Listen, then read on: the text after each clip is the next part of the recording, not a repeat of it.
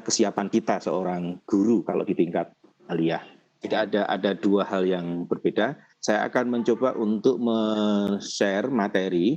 Saya memulai dengan apa yang kita sebut dengan pembelajaran jarak jauh. Saya lebih penekanan pada aspek yang untuk level aliyah.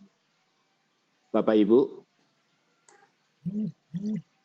kalau kita berbicara tentang pembelajaran jarak jauh, saya mau coba kira-kira apa yang selama ini Bapak Ibu pahami kalau kita mendengar istilah pembelajaran jarak jauh. Ya, jadi pembelajaran online mungkin Pak ya, menggunakan jaringan internet itu mungkin pemahaman kita sebagai guru ya, mengenai PJJ itu, barangkali itu. Ya, memang secara umum kita memahami pembelajaran yang jarak jauh antara guru dan siswa tidak itu biasanya selalu dilawankan dengan tatap muka. Nah, yang pasti saya ingin menekankan Bapak Ibu, meskipun tidak ada tatap muka, maka jangan lupa ada dua unsur yang paling penting dalam istilah itu. Yang satu yang disebut dengan pembelajaran, dengan berbagai pemahaman kita dan teori dan konsep tentang pembelajaran. Yang kedua tentang jarak jauhnya, dengan berbagai pengetahuan dan keterampilan kita untuk memilih dan menggunakan platform di dalam pelaksanaannya. Nah, saya ingin mulai lagi yang kedua. Ini ada dua gambar. Yang satu Kiai Haji Anwar Zahid Mubalik. Yang satu Krista Adayu SPD, guru SD. Kira-kira apa beda pembelajaran dengan pengajian? Ya, bedanya kalau pengajian itu kan dari konsep paparan materinya aja mungkin Pak ya, berbeda. Nah, ini kalau kita ngelihat dari ini bukan soal salah benar ya Pak, ini soal pemahaman kita.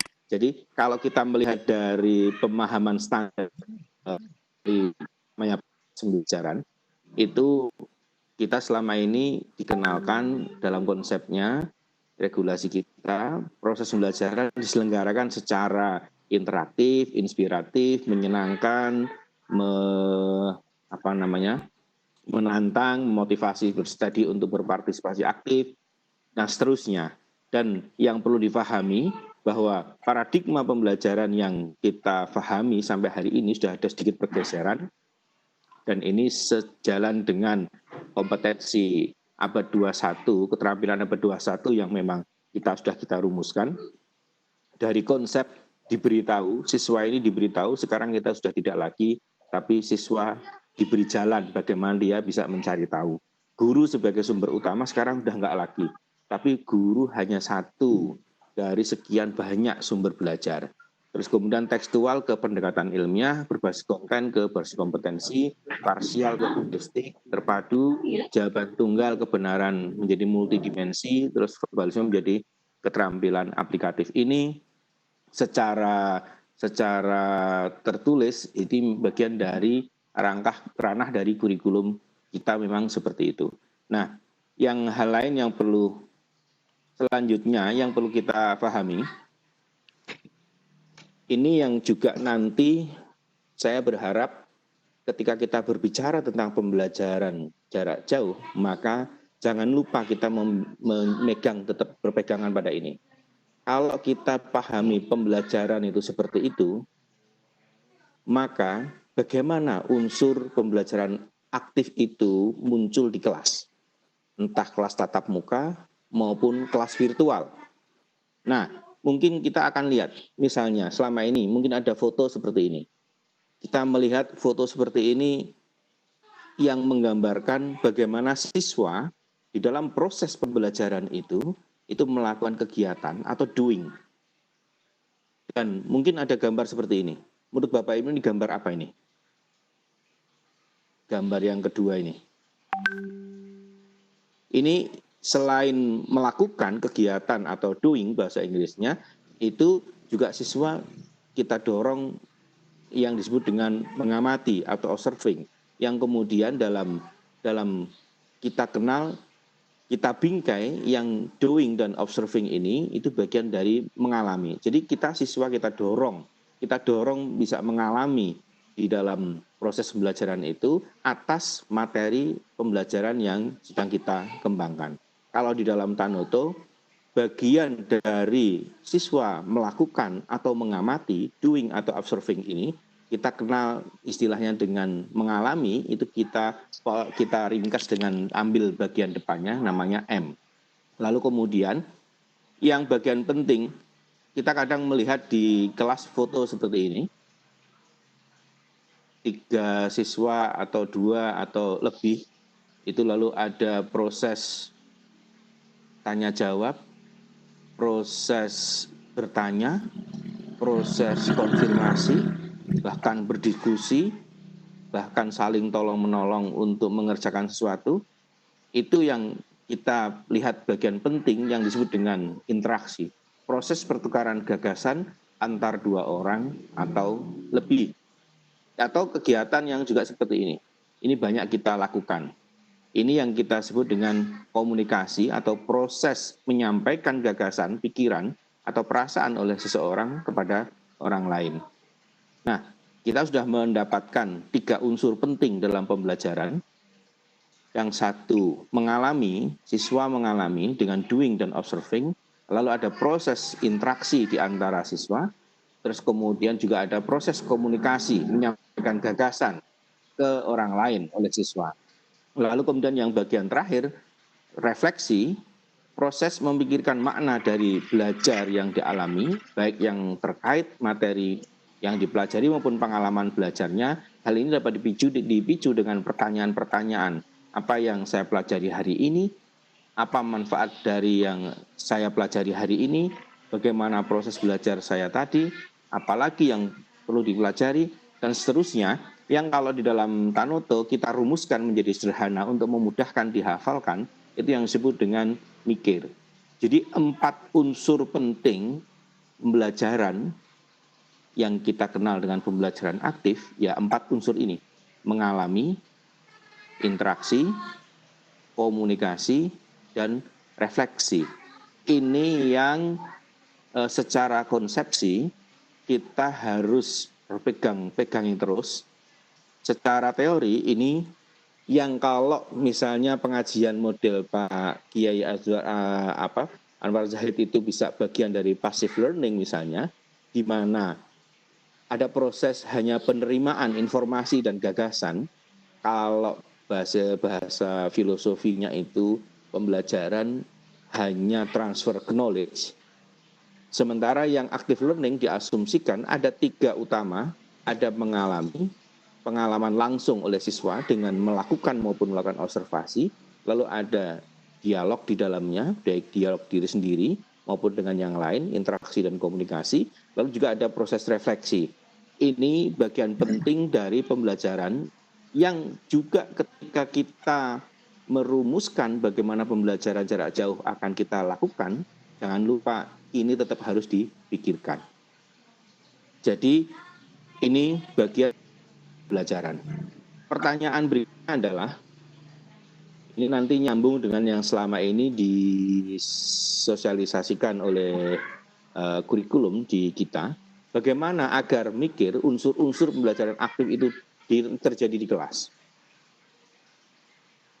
Kalau selama ini, yang umumnya kita dikenalkan dengan istilah HOT, High Order Thinking Skill, atau ada istilah konsep lain namanya TPEC, dengan teknologi pedagogical knowledge, atau dari segitiga pedagogical, teknologikal, dan konten dari segitiga dari TPEC ini.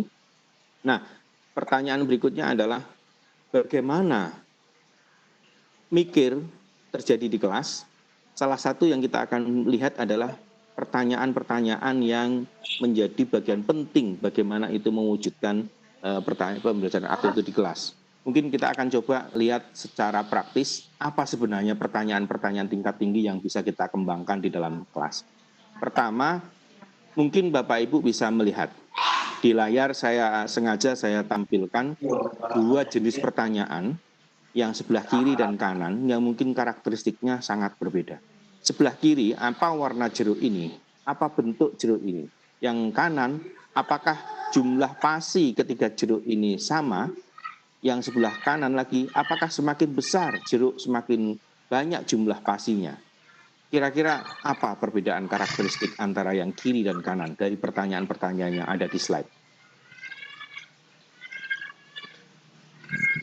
Betul. Jadi pertanyaan yang kiri itu cenderung bahkan tidak mendorong siswa untuk melakukan kegiatan terlebih dahulu untuk mendapatkan jawabannya. Hanya dengan melihat sekilas saja sudah bisa menjawab, sementara yang sebelah kanan untuk mendapatkan jawaban, maka siswa itu harus melakukan kegiatan tertentu sehingga mendapatkan jawabannya. Ini yang kita kenal dengan istilah pertanyaan produktif. Pertanyaan yang ketika kita ajukan kepada siswa, maka siswa harus beraktivitas memproduksi aktivitas mereka sehingga menemukan jawaban atas pertanyaan itu. Sebaliknya, yang sebelah kiri itu pertanyaan yang tidak produktif. Jadi pertanyaan ini efeknya terhadap siswa, dia mendorong dia bekerja atau hanya diam sudah bisa menjawab. Kalau secara konsepsi ini bisa menjadi pertanyaan hanya hafalan atau pertanyaan bagaimana dia membuktikan jawabannya itu benar atau apa namanya? Iya, atau jawabannya bisa benar. Terus yang pertanyaan kedua, apa juga karakteristik yang pertanyaan yang sebelah kiri dan kanan? Misalnya ada gambar di sebelah kiri, lalu sebelah kiri ada pertanyaan, gimana perempuan itu duduk? Apa yang ia duduki? Yang sebelah kanan, apa yang sedang ia pikirkan? Apa yang ia lakukan? Oke, saya kira akan jelas perbedaannya antara pertanyaan yang sebelah kiri dan sebelah kanan. Yang kiri itu pertanyaan yang kalau kita ajukan kepada siswa, itu jawabannya langsung terlihat pada gambar. Sementara pertanyaan yang kanan, untuk menjawabnya, siswa harus membangun imajinasi, sehingga dia bisa menjawab. Nah, pertanyaan yang sifatnya dari gambar saja siswa sudah bisa menjawab, itu pertanyaan yang sementara pertanyaan yang ketika menjawab itu harus berimajinasi, itu disebut dengan pertanyaan imajinatif. Ini agak sedikit berbeda dengan yang pertama, yang produktif, yang ini imajinatif. Yang ketiga, ada pertanyaan juga yang sama antara yang kiri dan kanan. Yang sebelah kiri, berapa keliling persegi panjang ini? Berapa luas persegi panjang ini? Sementara yang kanan, berapa saja ukuran persegi panjang yang kelilingnya sama dengan keliling persegi panjang ini? Pertanyaan yang kedua, berapa saja ukuran persegi panjang yang luasnya sama dengan luas persegi panjang ini? Nah, pertanyaan yang sebelah kiri, ini hanya pertanyaan yang ada satu jawaban benar. Sementara yang kita sebut dengan pertanyaan tertutup, sementara pertanyaan yang kanan itu cenderung lebih dari satu jawaban benar. Atau yang kita sebut dengan pertanyaan terbuka. Jadi, ada pertanyaan produktif, ada pertanyaan imajinatif, lalu juga ada pertanyaan terbuka. Nah, yang keempat, ada pertanyaan yang contoh dalam layar. Berapa kurs rupiah pada bulan Februari ini? Jadi ketika melihat saja sudah bisa kelihatan. Pada bulan berapa kurs rupiah mengalami penurunan yang sangat tajam? Sementara yang dua, mengapa kurs rupiah pada bulan Juli mengalami penurunan yang sangat tajam? Bagaimana kurs rupiah pada akhir tahun 2018? Nah, pertanyaan yang sebelah kiri cenderung pertanyaan yang tidak membutuhkan alasan, sementara yang sebelah kanan tidak analitis, kemudian yang sebelah kanan kita sebut dengan analitis. Nah, pertanyaan-pertanyaan yang dalam konsepsi besarnya disebut dengan high order thinking skill, bisa jadi di dalam kelas kita detailkan praktiknya dengan satu pertanyaan yang produktif, imajinatif, terbuka, dan analitis, atau yang kita kenal, kita ajarkan atau kita sampaikan ke guru-guru dengan kependekan PITA, produktif, imajinatif, terbuka, dan analitis. Inilah pertanyaan-pertanyaan yang sebenarnya di dalam mewujudkan pembelajaran aktif di kelas itu seharusnya selalu dikembangkan di dalam ke siswa. Nah, ini beberapa referensi yang bisa di-download sebenarnya di modul-modul kita yang kita kembangkan. Tapi nanti ada waktu sendiri yang kita share bisa. Nah, rangkumannya bahwa produktif itu mendorong untuk mengamati, terus kemudian melakukan percobaan atau mencelidiki, sementara yang imajinatif itu mendorong untuk berimajinasi, terus kemudian yang terbuka mendorong untuk menemukan lebih dari suatu jawaban benar, dan yang analitis itu mendorong untuk menciptakan, membangun argumentasi. Nah, ini yang selama ini kita fasilitasi, mau tidak mau, harus kita susun pertanyaan-pertanyaan ini menjadi sebuah komponen atau struktur lembar kerja. Lembar kerja yang seperti apa? Yang selama ini unsurnya itu setidaknya ada dua hal utama. Informasi atau konteks masalah. Yang kedua pertanyaan atau perintah. Yang harus hati-hati, kalau konteks masalah itu terlalu sedikit maka mahasiswa atau siswa itu tidak berdaya. Sementara kalau terlalu banyak maka kreativitas akan terbatasi. Nah, sementara kalau pertanyaan kinerja itu yang kita harapkan di dalam LK itulah pertanyaan yang mendorong melakukan percobaan, pengamatan, penyelidikan, berimajinasi, mengkreasi, mengeksplorasi, atau membangun argumentasi.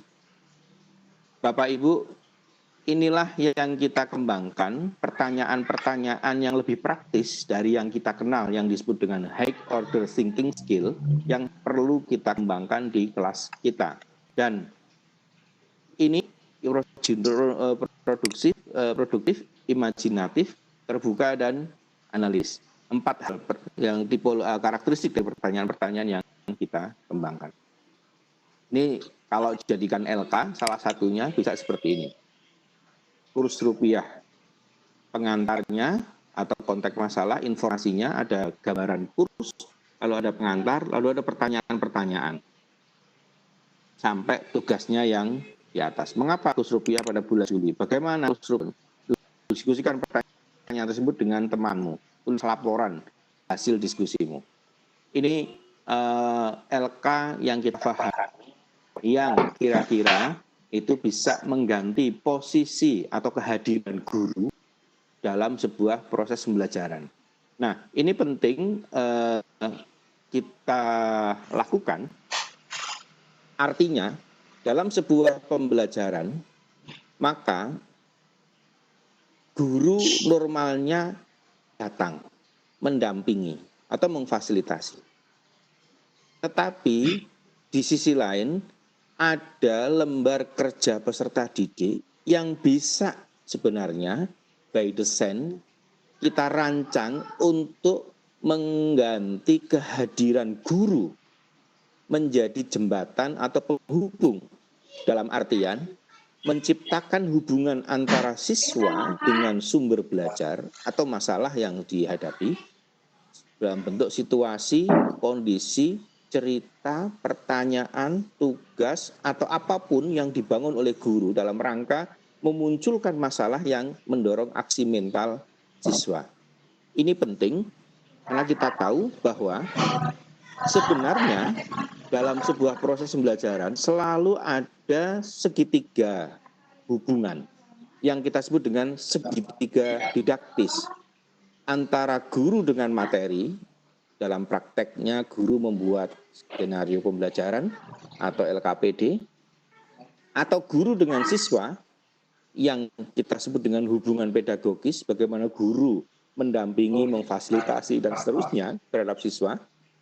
Yang ketiga, hubungan antara siswa dan materi. Hubungan siswa atau antara siswa dan materi itu yang disebut dengan hubungan didaktis.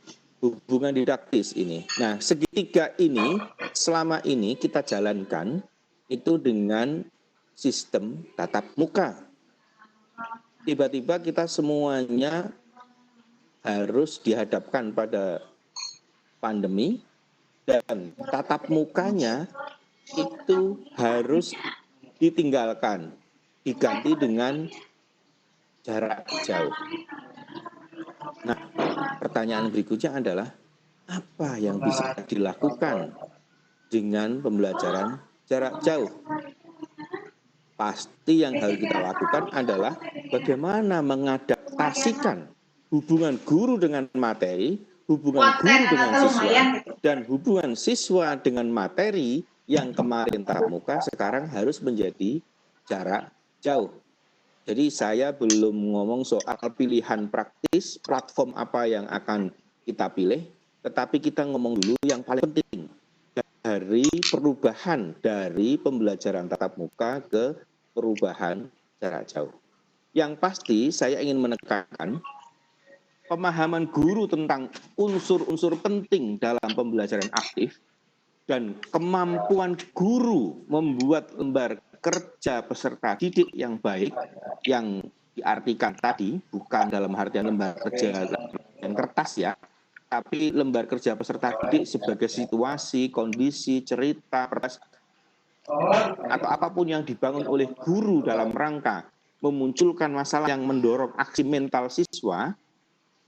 siswa terhadap sumber belajar atau materi itu bisa terlaksana dengan baik. Nah, itu yang kita sebut beban ketika kita memikirkan pembelajaran tatap muka harus dirubah menjadi pembelajaran jarak jauh. Sampai di sini, ini bagian pertama sebelum saya mengajak Bapak Ibu untuk berdiskusi tentang apa itu yang disebut dengan jarak jauh. Sampai di sini mungkin Pak Lukman, mungkin ada yang ingin kita diskusikan, Pak Lukman. Baik. Barangkali untuk pembelajaran jarak jauh ini perlu respon dari Bapak Ibu sesuai dengan pengalaman selama ini Bapak Ibu melaksanakan PJJ. Kami persilahkan Bapak Ibu untuk bisa menanggapi di kolom chat dengan ditujukan ke panelis. Barangkali tanggapan ya seperti apa yang Bapak Ibu, baik itu hambatan ataupun masalah di lapangan. Silakan Bapak Ibu, atau mau resen silakan, langsung saja resen. Kami akan bukakan untuk penanya pertama. Silakan.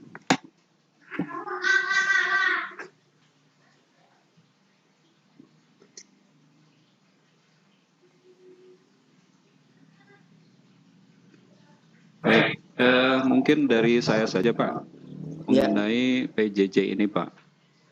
Kita belum sampai kepada platform ya untuk pelaksanaan PJJ yang kita gunakan. Hanya hambatan yang perlu disampaikan oleh Bapak Ibu guru nanti barangkali di dalam respon, apakah PJJ yang Bapak Ibu laksanakan di lapangan itu sudah dirasa maksimal, ya kan, seperti itu. Hanya ini mungkin pertanyaan saya, untuk PJJ yang seolah-olah ini dipaksakan gitu kan, karena kondisi pandemi seperti itu. Apakah PJJ yang dilaksanakan oleh kita selama ini sesuai dengan tujuan pendidikan nasional, Pak? Barangkali mohon tanggapannya sementara ini. Oke, Bapak Ibu, saya sudah sampaikan tadi apa yang disampaikan oleh Pak Lukman itu betul, banyak juga Bapak Ibu guru, termasuk apa yang selama ini juga saya dengar dari Bapak Ibu guru di sekolah. Nah, hasil survei Pusdatin Kemdikbud itu menunjukkan 59,9%, ini Pusdatin data terakhir hasil survei, 59,9, hampir 60% siswa itu kesusahan memahami materi pelajaran dalam pembelajaran jarak jauh. Jadi, kalau kita melihat dari skema yang ada di layar ini, Bapak Ibu, bagaimana guru hubungan guru dengan siswa yang dulu tatap muka, sekarang harus diwakili dengan pilihan platform yang taruhannya banyak sekali. Kalau di tingkat SD SMP, rata-rata problemnya adalah problem pilihan platform. Tapi kalau di SMA, selama ini saya tahu, ini problem yang kita sebut dengan kemampuan menciptakan aksi mental siswa di dalam hubungan siswa dan materi. Ini biasanya juga faktor kemampuan guru membuat LKPD yang baik, itu satu. Terus yang kedua, itu faktor, ini Bapak Ibu, jangan dilupakan, pembelajaran kita sekian lama itu lebih didominasi adalah pembelajaran yang dimaksud sebagai transfer knowledge, bukan pembelajaran dalam artian bagaimana seorang guru menemani seorang siswa membiasakan atau bagaimana cara berpikir dia. Jadi mengembangkan cara berpikir. Ini dua filosofi yang berbeda. Nah, kalau selama ini betul pembelajaran yang didominasi oleh transfer knowledge ini yang mendominasi, kita bisa memahami mengapa tingkat kemandirian siswa ketika disodori masalah tanpa didamping guru itu menjadi masalah. Jadi ada dua masalah besar, Pak Lukman, yang selama ini sedang kita hadapi kalau kita berpikir jarak jauh. Yang satu soal bagaimana tatap muka bisa diganti dengan IT. Yang kedua soal warisan kemampuan atau keterbiasaan berpikir atau menerima informasi. Jadi ini yang menurut saya dua hal utama dari sini. Dari segitiga didaktis ini kita bisa melihat mengapa kemudian banyak guru yang masalahnya lalu kompleks dari sisi konsepsi pembelajarannya sendiri. Yang kedua masalah soal adaptasi terhadap IT-nya. Oke, Pak Lukman, kita lanjutkan saja Pak Lukman kalau gitu ya. Ya, baik Pak, silakan Pak dilanjut. Jadi kalau pembelajaran di dalam tatap muka kita tahu ini juga taruhannya adalah bagaimana guru mampu membuat LKPD atau lembar kerja dalam konteks tadi yang kalau saya bilang lembar kerja itu yang dimaksud bukan lembar dalam artian kertas ya Pak ya, tapi situasi, kondisi, cerita, pertanyaan, tugas atau apapun yang dibangun oleh guru dalam rangka memunculkan masalah yang mendorong munculnya aksi mental siswa untuk menyelesaikan masalah itu. Itu yang disebut dengan lembar kerja. Nah, ada kalanya situasi kondisi cerita ini kita tuangkan dalam sebuah kertas, ada kalanya cukup ditulis dalam WA saja, kirim SMS, atau ada caranya itu kemudian ada kalanya itu dimasukkan file terpisah di Google Classroom atau apapun. Jadi intinya adalah bukan dalam artian kertasnya, tapi situasi, kondisi, cerita, pertanyaan, tugas, atau apapun yang dibangun oleh guru dalam rangka memunculkan masalah yang mendorong siswa itu mendorong aksi mental siswa untuk menyelesaikan masalah itu. Nah, itu yang disebut dengan kalau saya menyebut dengan istilah lembar kerja. Nah, di samping itu kita akan mencoba kita urai lagi kembali. Bagaimana kalau pembelajaran yang kita maksudkan di atas itu yang tatap muka, sekarang kita harus dengan jarak jauh.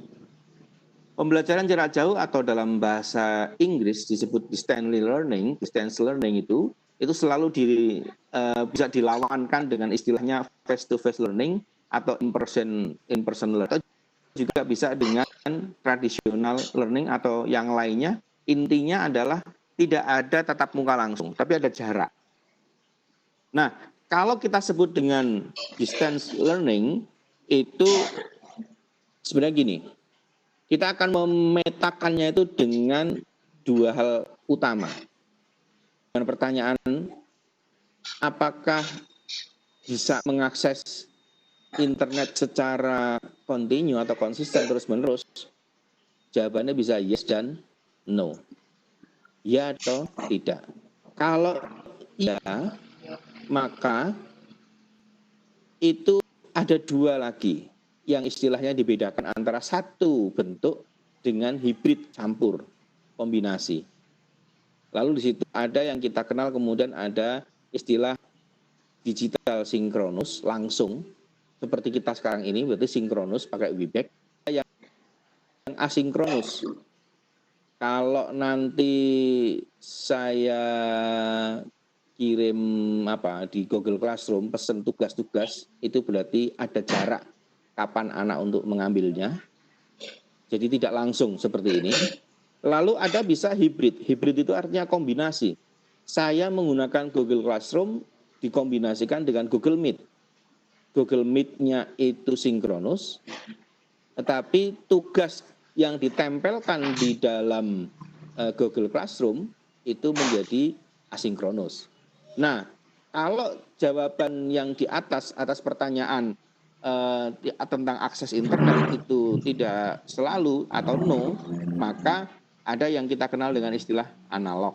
Analog itu bisa iya dan tidak, jadi sinkronus juga, asinkronus juga. Misalnya saya kirim SMS, itu juga analog, tapi ya bisa nyampe, tetapi ya hanya pesan saja. Nah, sementara kalau saya kirim dalam bentuk hard copy, kita kirim langsung, itu juga bisa masuk. Sini sebenarnya sama seperti SMS sebenarnya statusnya. Cuman ini masuk dalam kategori analog. Oke, ini kalau ingin memperdalam tentang bagaimana IT dalam pembelajaran, ini kita kira petanya seperti ini. Tapi kalau yang paling praktis sebenarnya kita membedakannya segini, karena kita tidak akan menjadi ahli untuk IT ya, tapi kita ingin punya pemahaman utuh tentang dunia IT yang mendukung pembelajaran. Nah, lalu kalau itu, maka kita akan membedakannya dalam 4 hal utama. Semua platform atau aplikasi yang ada, kalau kita kategorikan, itu bisa dalam pembelajaran online, pertemuan online, alat penilaian online, atau sumber belajar. Semuanya basis internet, misalnya pembelajaran online seperti Google Classroom, terus kemudian Microsoft Teams, itu bisa kita kategorikan dalam konteks pembelajaran online. Lalu kemudian pertemuan online seperti Webex, Zoom, Jitsi, Google Meet, itu sebenarnya fasilitas yang memang itu kita kategorikan dalam konteks pertemuan online. Nah, ada juga platform-platform yang sebenarnya dalam konteks kepentingan kita di dalam pembelajaran, fungsinya bisa mensupport untuk alat penilaian online, seperti Google Form. Itu sangat cocok untuk menunjang atau fungsinya itu bisa mendukung kepentingan di dalam penilaian online atau penilaian yang untuk pembelajaran kita ya. Terus yang kedua ada sumber belajar online seperti Wikipedia atau apa yang kita sediakan seperti sekarang rumah belajarnya Diknas ya.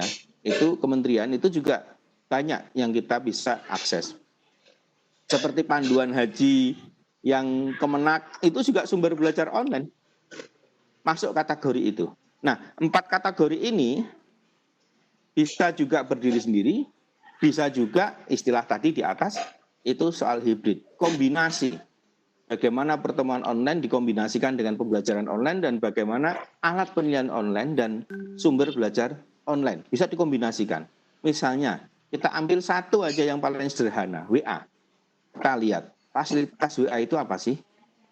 Kirim gambar, kirim video, nge-link ke Google Form untuk penilaian, juga nge-link ke YouTube untuk sumber pembelajaran.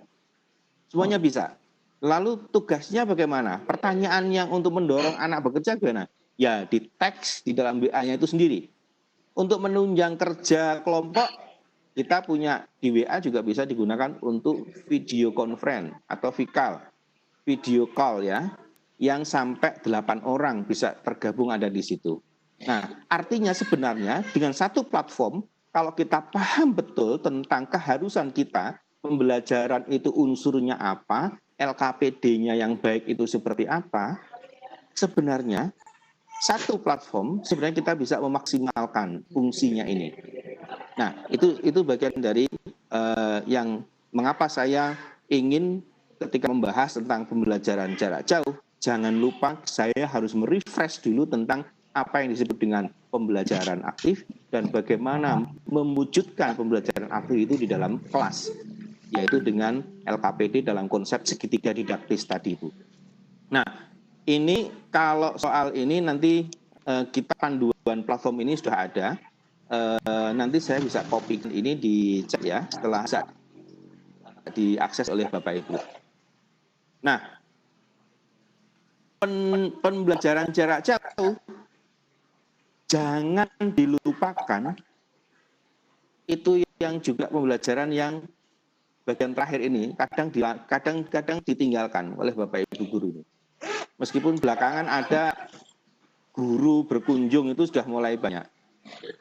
Kalau ada pembelajaran daring, pembelajaran dalam jaringan pakai internet, tapi juga harus dipikirkan pembelajaran di luar jaringan.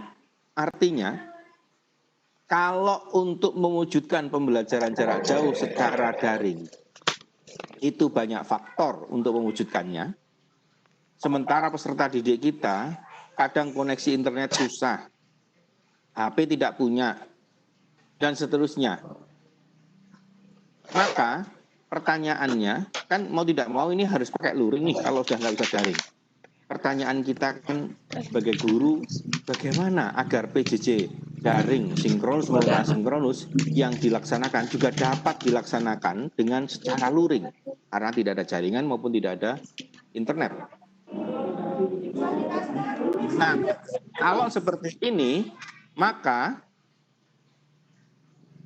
kemampuan guru membuat LKPD itu sangat menentukan. Misalnya, sudah dibuat LKPD yang baik. LKPD yang baik itu yang saya sampaikan tadi ya, guru memahami betul materinya di mana, lalu dia menciptakan sesuatu, situasi, cerita, pertanyaan, tugas, atau apapun yang memungkinkan mendorong munculnya aksi mental siswa ini, lalu kemudian dia tuangkan dalam kertas, andaikan misalnya ini yang terjadi di NTT, itu kertas lembar kerja peserta didik ini dikirim pakai pos. Lalu di situ panduannya sudah lengkap apa yang dikerjakan oleh siswa, lalu siswa mengerjakannya dan dikirim lagi dengan pos lagi. Nah, ini juga pembelajaran jarak jauh, tetapi luring di luar jaringan. Nah, ini yang saya sebutkan bagian dari pembelajaran jarak jauh yang juga harus kita pikirkan dan tidak boleh ditinggalkan. Ini soal keadilan pelayanan pembelajaran ya. Jadi tidak hanya daring saja yang dilayani, tapi luring juga harus kita pikirkan. Nah, atas daring dan luring ini, kita kembali ke konsep awal bahwa ternyata kemampuan guru menyiapkan apa yang disebut dengan LKPD itu, lembar kerja peserta didik itu menjadi sangat menentukan. Nah, kalau kita sudah seperti itu, maka jangan lupa setelah memilih platform tertentu, manajemen kelas jarak jauhnya juga menjadi berbeda dengan manajemen kelas tatap muka. Secara urutan mungkin sama, bagaimana sebelum, saat, dan sesudah pengelolaan kelas itu dilakukan, tetapi detail dari yang dilaksanakan, termasuk bagaimana mengkondisikan, mengaktifkan, dan memberikan umpan baliknya, itu juga menjadi berbeda. Ini yang bagian dari yang harus kita latih terus-menerus, Karena apapun yang terjadi, pembelajaran jarak jauh itu bebannya bagi guru, apalagi kita merujuk ke studi segitiga didaktis di atas itu menjadi berat. Di samping soal kemampuan dan kemauan guru untuk mengadaptasi diri, mengupgrade diri, yang kemarin IT-nya pas-pasan, sekarang mau tidak mau harus belajar duluan. Ini juga menjadi syarat mutlak. Kalau toh terpaksa dengan hanya bertahan dengan WA, maka juga harus di-upgrade bagaimana kemampuan membuat link yang alamat linknya dikirim ke WA. Jangan disiniin. Link YouTube, link Wikipedia, link ke sumber belajar, link ke bacaan di tertentu, link ke macam-macam link. Itu juga harus belajar. Juga link bagaimana membuat Google Form aspek penilaian. Nah, atau ada quizzes. Quizzes itu juga game yang bisa kita gunakan untuk bagian dari penilaian. Saya kira itu, Pak. Jadi sebenarnya dari apa yang kita rasakan, memang kita tetap selain memperkuat dari sisi kemampuan pedagogis kita, termasuk penguatan metodologi pembelajaran kita di tatap muka ataupun jarak jauh itu ya sama, tetapi tambah berat karena resiko pembelajaran jauh itu memang lebih tinggi bagi guru bebannya dibanding pembelajaran tatap muka. Karena ini saya kira juga yang mendasari kebijakan di Kemendikbud maupun di Kemenak. Saya tahu kemarin saya dikirimi surat edaran dari Dirjen Madrasah soal kurikulum dan proses pembelajaran di masa panduan di masa pandemi. Itu juga saya kira karena memang didasari bahwa beban guru pasti akan lebih berat. Tidak hanya soal menjaga bahwa pembelajaran itu menjadi ideal ditambah soal kemampuan mengembangkan IT dalam pemanfaatan di pembelajaran itu. Saya kira itu sebagai pemantik diskusi kita, Pak. Selanjutnya kita bisa diskusi. Terima kasih. Baik, terima kasih kepada Pak Saiful Huda yang sudah menyampaikan paparannya yang begitu jelas mengenai PJJ ini ya, pembelajaran jarak jauh. Ketika kita berbicara PJJ memang harus ditunjang dengan kemampuan dari semua pihak, baik dari unsur stakeholder madrasah, dari mulai kepala madrasah, guru, kemudian juga dari pihak orang tua serta siswa itu sendiri. Demikian paparan yang cukup jelas. Kita lanjutkan dengan diskusi. Bagi Bapak Ibu yang ingin mengajukan pertanyaan, silakan Bapak Ibu bisa raise hand, ya. Kemudian nanti kita akan berikan kesempatan untuk bertanya. Pak Haryadi, ini ada Pak Saleh ya, Pak Saleh Lebeharia. Boleh dibuka, ya. Halo, assalamualaikum Pak Saleh. Halo, assalamualaikum Pak Saleh. Silakan Bapak mengajukan pertanyaannya Pak langsung. Terima kasih Pak atas kesempatan yang diberikan kepada tadi yang terkait yang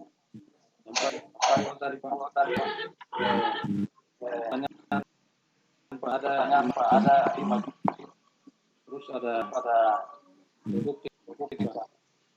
Yang ingin saya tanyakan dari sini, kira-kira Pak, untuk pertanyaan ini, kalau kita terapkan pada sebuah proses ABCD, Pak, kira-kira yang mana yang bagus, Pak? Apakah harus semua dimakan? Baik. Oke, cukup Pak. Ya, silakan langsung aja Pak Saiful ditanggapi Pak. Pak Soleh, terima kasih. Meskipun saya tidak terputus-putus, semoga saya tidak salah tangkap ya Pak. Jadi soal karakteristik atau pertanyaan-pertanyaan yang di dalam kita rumuskan menjadi pita, produktif, imajinatif, terbuka, dan analitis, itu sebenarnya semua jenjang bisa. tetapi memang terkait dengan konten. Dan yang kedua, karakteristik mapel. Ini tadi yang soal pertanyaan terbuka misalnya, selama ini dianggap itu seperti didominasi oleh matematika. Misalnya, kan gini, di SD selama ini misalnya tentang numerik, saya tentang guru-guru di SD kelas awal ya, nanti pasti akan berbeda kalau yang di tingkat aliyah. Misalnya gini, umumnya kita setelah meminta anak menghafalkan 1 sampai 10, lalu kita bertanya, kalau 2 tambah 2 berapa ya? Kan begitu kan? Umumnya seperti itu.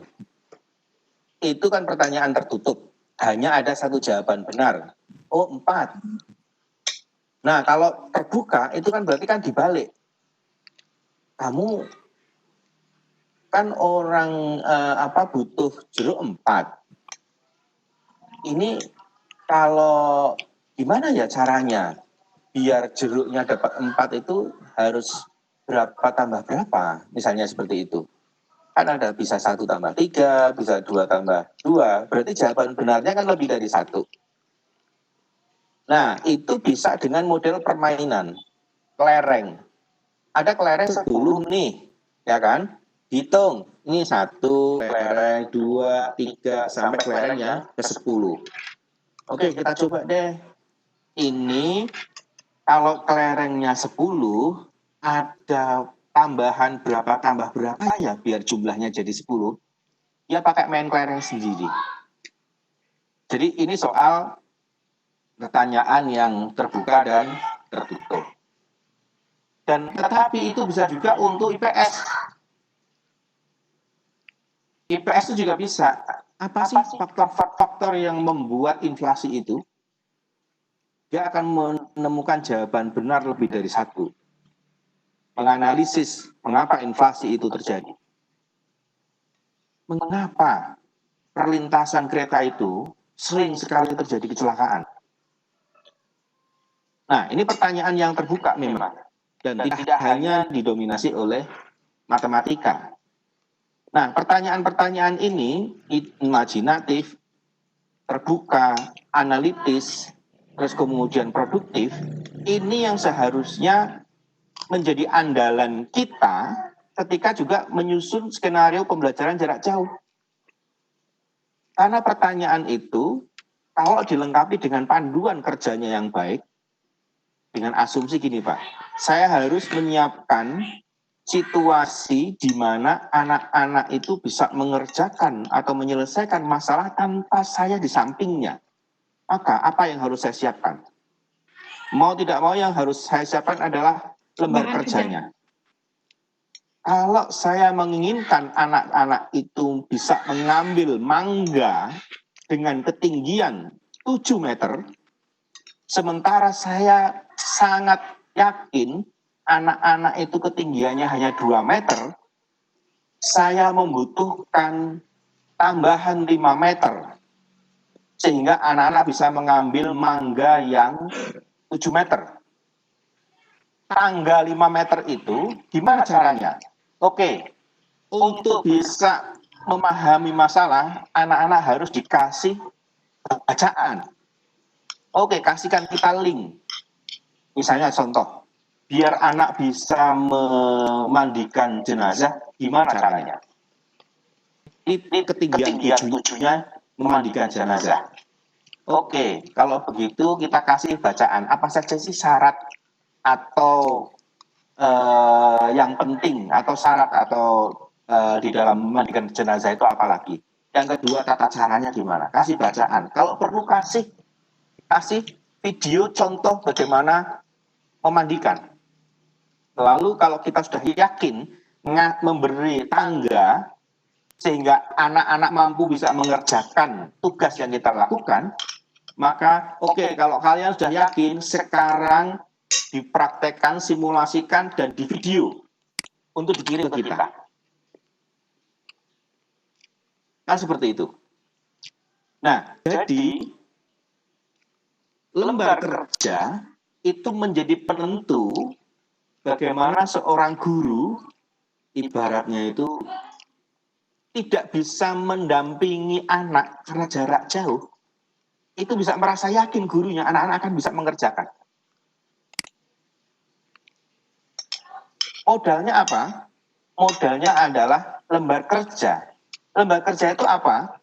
Informasi atau konteks masalah, atau cerita, atau sumber bacaan, atau apapun, video, atau apapun, baru dikasih perintah atau pertanyaan atau tugas yang mengarahkan anak-anak mampu mencapai kompetensi. Itu lembar kerja.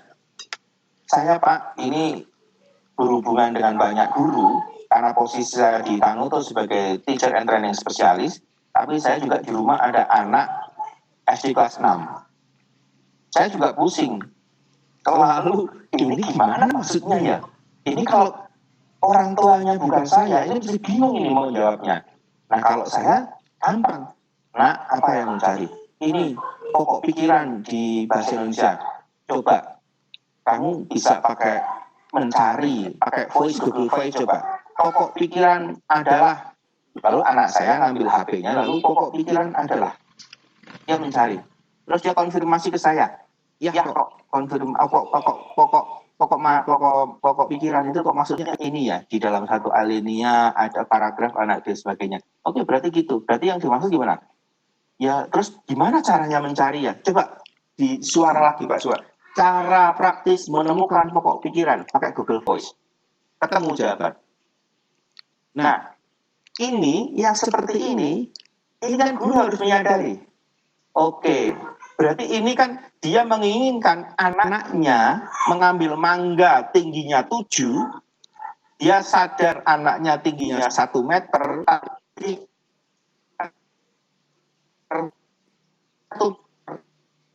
1 meter yang di sampingnya. Ya berarti orang tua atau orang dewasa yang ada di sampingnya yang akan menjadi membantu. Nah, itu yang memang harus kita pikirkan dari awal. Ketika nyusun skenario pembelajaran jarak jauh, kita harus menyadari itu. Jadi, pertanyaan tingkat tinggi yang disebut dengan high order thinking skill, itu bukan pertanyaan yang sulit, tapi pertanyaan yang mendorong anak mampu memahami situasi masalah, lalu dia bisa berinisiatif mengkreasi bagaimana menyelesaikan masalah itu. Itu adalah pertanyaan yang dimaksud dengan high order thinking skill. Jadi bukan pertanyaan yang sulit yang kemudian tidak bisa dijawab atau menjawabnya harus buka kamus, bukan seperti itu. Nah, itu yang memang Pak Soleh, saya kembali mengatakan pertanyaan tingkat tinggi yang prakteknya di kelas bisa menjadi pertanyaan produktif, pertanyaan imajinatif, pertanyaan terbuka, atau pertanyaan analitis, itu sebenarnya bisa dilakukan, tetapi dengan levelnya dan konten atau materi masalah yang berbeda-beda dari tingkat levelnya, baik SD, SMP maupun aliyah. Saya kira itu, Pak. Terima kasih Pak Saiful yang sudah menyampaikan jawabannya dari pertanyaan Pak Soleh tadi. Silakan Bapak Ibu, ada lagi yang mengajukan pertanyaan? Langsung saja bisa raise hand. Saya tutup, saya aja Pak Lukman ya. Oh iya, baik Pak, baik silakan. Ada satu pertanyaan dari Pak Teguh S ya. Pak Hidayat, Pak Haryadi, maaf, Pak Haryadi bisa dibukakan mic-nya dari Pak Teguh S. Silakan Pak Teguh S, Pak Teguh untuk menyampaikan pertanyaannya langsung ke Pak Saiful. Halo Pak Teguh. Halo. Ya, Waalaikumsalam. Waalaikumsalam warahmatullahi wabarakatuh. Silakan Pak, langsung Pak bertanya. Terima kasih. Begini Pak Saiful. Ya Pak. Saya dari Masa Satu Tegal ya, Teguh Setiawan. Ini Pak, tetangga Pak. Ya, tetanggaan ya Pak ya. Saya di Batang Pak. Iya. Begini Pak. Kalau di kelas, saya bisa membedakan mana siswa yang bisa berpikir cepat, siswa yang sedang, dan siswa yang mana yang agak lambat. Ya. Jadi kalaupun saya membuat Tapi LKPD amplopnya kecil sih. di dalam kelas, saya bisa membuat beragam jenis. Lupa. Mana yang untuk yang ini, yang untuk yang agak lambat. Baiklah, Rizky mah udah mau pahilin Saran dulu. Bapak untuk membuat LKPD yang bisa mengakomodir beragam kecepatan berpikir dalam satu LKPD ini bagaimana, Pak? Gitu, Ya. Pak. Bapak memungkinkan ada satu LKPD yang mengakomodir beragam kecepatan berpikir. Terima kasih. Assalamualaikum warahmatullahi wabarakatuh. Langsung Pak ditanggapi Pak. Oke, Pak, ini masalah serius. Ini yang kita sebut dengan differential learning ya. Jadi pembelajaran yang berbeda, dan seperti Pak Teguh ini beruntung karena sudah menyadari bahwa siswanya itu situasi yang berbeda. Sebenarnya prinsipnya sama seperti tatap muka, Pak. Seperti tatap muka dalam artian jenengan bisa karena orang Tegal saya kasih jenengan ya, Pak ya. Jadi Pak Teguh bisa tetap membuat LKPD dengan 3 level. Level yang paling rendah, level tinggi, dan level expert.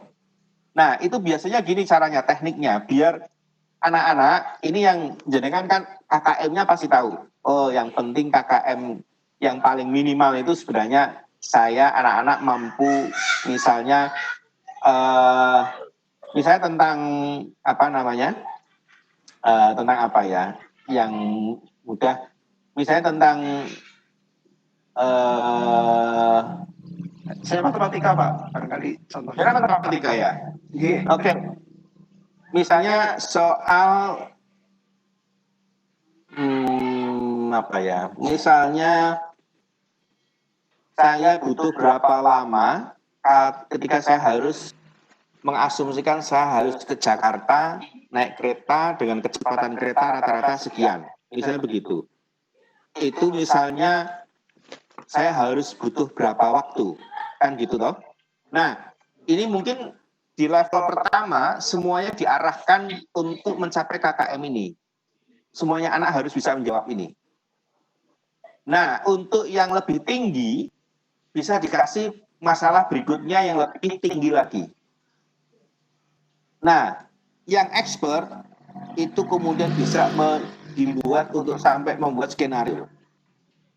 Bagi yang mau dapat nilai tambahan, silakan rencanakan perjalanan kalian menggunakan kereta dikombinasikan dengan pesawat, perjalanan kemana.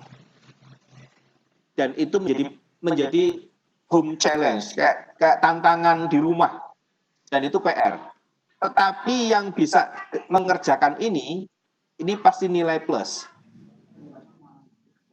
Nah, jadi memang mau tidak mau kita harus rela seperti itu. Itu satu.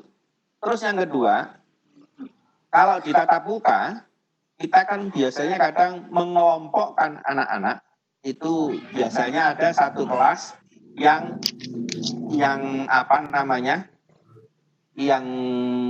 lebih pinter, itu disebar di banyak kelompok.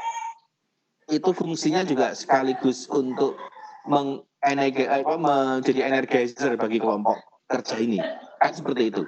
Nah, yang kelompok-kelompok ini kan pasti ada penilaian khusus ketika dia mampu mendampingi teman-temannya untuk mengerjakan masalah. Itu juga ada penilaian tersendiri. Jadi memang dari awal, misalnya yang paling sederhana Pak, matematika. Kalau itu harus terpetakan, memang betul harus terpetakan dulu. Ini 30 anak. 10 anak ini mampu berhitung satuan. Yang 10 anak lagi berhitung ratusan. Yang 10 anak lagi sudah berhitung ribuan. Maka dengan sadar Pak Teguh ini bikin masalahnya ya sesuai. Yang satuan ya masalahnya dengan satuan. Tetapi dikasih tantangan untuk ratusan. Ratusan itu dikasih masalah ratusan, tapi dengan tantangan ribuan. Nah, yang ribuan itu bisa dengan masalah yang lebih tinggi lagi atau variasi lagi. Nah, begitu kira-kira Pak Teguh. Dan memang secara prinsip hampir mirip di tatap muka, meskipun di jarak jauh. Tidak ada perubahan di dalam konsep belajarnya, hanya perubahan di pertanyaan bagaimana caranya saya menyampaikan ke siswa. Jadi kalau jarak jauh kan problemnya itu saja sekarang yang sebenarnya. Mungkin itu Pak Teguh dan Pak Lukman. Oke, Pak. Baik Pak, baik. Bagaimana Pak Teguh? Sudah cukup Pak? Oke, cukup. Ya. Oke. Terima kasih. Berikutnya barangkali ada pertanyaan dari kolom chat. Silakan Bapak Ibu ada yang mau bertanya di kolom chat.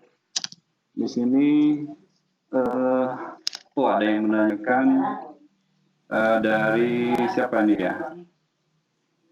Dari Bu Rusni Nur. Ada Bu Rusni Nur.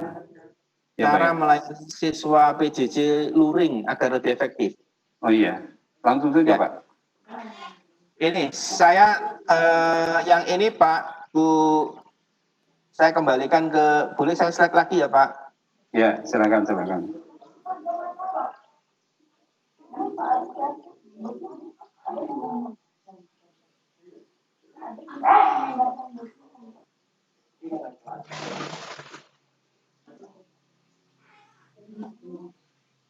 Saya kembali ke sini, Bu Rus, betul ya, Bu Rusinur ya? Ya, harus Nur. Jadi ini Bu, luring artinya kita tidak bisa ketemu dengan anak-anak secara langsung, tetapi sebenarnya kita sebagai guru butuh untuk menciptakan situasi, kondisi, cerita, pertanyaan, tugas, atau apapun agar siswa ini itu bisa menyelesaikan masalah yang kita sodorkan. Nah, itu otomatis secara teknis LKPD ini bisa menjadi seperti ini. Misalnya contoh seperti ini. Ini bacaan tentang kurs rupiah. Lalu ada sedikit pengantar. Grafik di atas menunjukkan melemahnya kurs rupiah terhadap dolar Amerika, bla bla bla bla. Ada 6 faktor yang bisa mempengaruhi kurs mata uang suatu negara, yaitu perbedaan tingkat inflasi dan bla bla bla. Terus dikasih pertanyaan, mengapa kurs rupiah pada bulan Juli mengalami penurunan yang sangat tajam? Dia akan melihat grafik itu. Dia akan mencari bacaan yang lain. Apa yang terjadi di bulan Juli? Bagaimana kurs rupiah pada akhir tahun? Dia juga akan memprediksi. Kalau situasi seperti ini, kira-kira akhir tahun akan menjadi seperti apa? Diskusikanlah pertanyaan tersebut dengan temanmu. Ini pertama. Ini soal LKPD. LKPD yang mau tidak mau pertanyaan Bu Rusinur menjadi andalan utama ketika guru tidak hadir di samping siswa. LKPD ini harus dipikirkan bagaimana dia bisa menjadi pengganti saya yang tidak hadir di samping siswa. Dalam posisi memberikan informasi, memberikan bacaan, memberikan pertanyaan yang mendorong dia menyelesaikan masalah, dan seterusnya. Itu satu. Terus yang kedua, teknis. Kalau luring ini satu persatu, kadang menciptakan aksi mental siswa itu juga sangat terbatas. Memang ini situasi pandemi. Tetapi kalau di dalam satu kampung itu harus terpetakan. Ini yang berat ini sebenarnya soal survei awal di sekolahan. Betul disampaikan oleh Pak Lukman. Tidak bisa guru sendiri menyelesaikan, tapi dari awal madrasah itu harus memetakan, melakukan survei dari sisi ketersediaan IT, handphone, jaringan, lalu juga soal kedekatan. Misalnya ya, satu kelas kok 30 anak, yang 5 anak tidak punya HP. Lalu ada pertanyaan berikutnya, ini yang rumahnya dekat dengan 5 anak itu siapa aja? Bisa nggak mereka berkelompok di satu kampung satu titik itu? Bisa 3 anak, 5 anak dalam satu kampung dan sebagainya, yang berdekatan. Ibaratnya itu klaster per pos ronda, ibaratnya seperti itulah. Di kampung pos ronda, anak-anak biasa bermain ada di situ. Ini hari ini saya dapat kabar dari Wonogiri, karena guru SD ini agak desa banget di sana. Wonogiri kan daerahnya kan naik turun gunung dan sinyalnya juga susah. Dia berdiskusi dengan saya menggunakan HT. Anak berkelompok 5 itu punya HT satu, dipandu oleh gurunya dengan buku siswa. Nah, dia berdiskusi ini. Ini tadi dapat kiriman saya foto-foto bagaimana dia dengan pengawasnya mencoba memandu anaknya, itu juga di foto-foto sedang berkelompok itu mengerjakan bareng, dipandu oleh gurunya menggunakan HT. Jadi pengelompokan itu. Jadi tanpa IT, tanpa internet sama sekali, kalau gurunya satu mampu menyiapkan LKPD yang dalam tanda kutip bisa mewakili kehadiran dia dengan baik, dengan catatan tadi ya, jangan pernah meminta anak memetik mangga tinggi 7 meter dan kita yakin ketinggian anak setelah kita kasih penguatan belum sampai 7 meter. Bisa jatuh anak kita. Nah, prinsipnya seperti itu. Jadi kalau guru dengan LKPD itu ingin anaknya ngambil mangga tinggi 7 meter, pastikan dengan LKPD itu ketinggian anak bisa mencapai 7 meter sehingga bisa mengambil mangga itu. Kalau tidak, maka yang terjadi adalah dia akan minta tolong siapapun yang bisa ngangkat dia sampai 7 meter. Atau dia loncat dan jatuh karena dapat mangga. Itu yang analogi saya seperti itu. Itu ya tuh. Terus yang kedua, manajemen di tempatnya. Nggak mungkin seorang guru akan mendatangi anak-anak yang luring 7 anak. Semua 7 anak ini harus didatangin satu-satu, berat. Waktunya juga habis, belum tentu soal medannya. Maka bisa pakai teknik pengelompokan per pos ronda ini tadi itu. Nah, seperti itu. Jadi kalau LKPD-nya sudah siap, lalu manajemen siswa di lapangan dengan model manajemen pos ronda ini terjadi, maka kita akan lebih mudah. Saya kira akan lebih efektif. Begitu Bu Rusinur. Demikian, Pak. Terima kasih Pak. Iya, memang kalau tadi saya simak paparan dari Bapak, ini satu terobosan luar biasa sebetulnya ya. Jadi untuk pembelajaran PJJ ini dengan menggunakan luring, apalagi di daerah-daerah terpencil yang susah sinyal internet, ada terobosan baru yaitu dengan HP tadi ya. Nah ini kita bisa manfaatkan tanpa pulsa. 327 untuk 5 anak, 1 titik. Iya, nah itu kan bisa dipakai tak terbatas. Bisa bergotong royong orang tua ya membeli HP tadi, dan harganya juga sekarang HP tidak terlalu mahal, terjangkau barangkali. Baik, berikutnya ada lagi ini pertanyaan dari Muhammad Sulaiman ya. Bagaimana caranya agar lebih mudah dalam mengakses materi melalui PJJ terhadap peserta didik yang memiliki HP Android dengan yang tidak memiliki, gitu juga dengan posisi tempat sinyal kurang baik. Nah, barangkali tadi salah satu solusinya Pak ya, ada pertanyaan seperti itu. Tapi boleh ditambahkan Pak untuk menyikapi pertanyaan dari Pak Muhammad Sulaiman ini? Gini Pak, memang kita harus tahu betul. Gini, kalau sekolahnya di tengah kota, kita bisa menerapkan gini.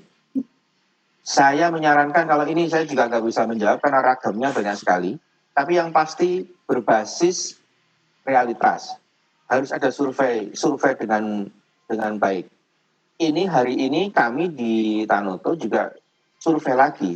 Sebenarnya yang paling memungkinkan Jadi pertanyaan siapa yang paling siap untuk melaksanakan PJJ?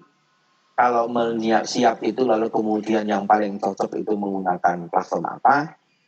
Itu juga harus disurvei dengan baik. Karena memang soal materi itu sebenarnya semuanya bisa. Semua dalam artian pakai Google Classroom pun bisa. Kita bagaimana anak mengakses. Karena terus terang saja dalam beberapa ini fitur di beberapa ini saya juga belajar dari anak saya. Ini saya juga belajar dari anak saya loh Pak. Saya mau video call dengan teman, lalu saya juga diajari sama anak saya perekam layar. Anak-anak kita juga Android ini lebih. Tetapi yang terpenting adalah itu mempersiapkan. Jadi slide saya yang terakhir. Bagaimana kita mengkondisikan awal. Jadi kita penting mengkondisikan termasuk misalnya Google Classroom, maka harus mengumumkan kita akan menggunakan Google Classroom. Bahwa untuk sampai Google Classroom, semua anak harus bisa punya akun Google atau Gmail. Itu juga harus bagian yang harus kita siapkan.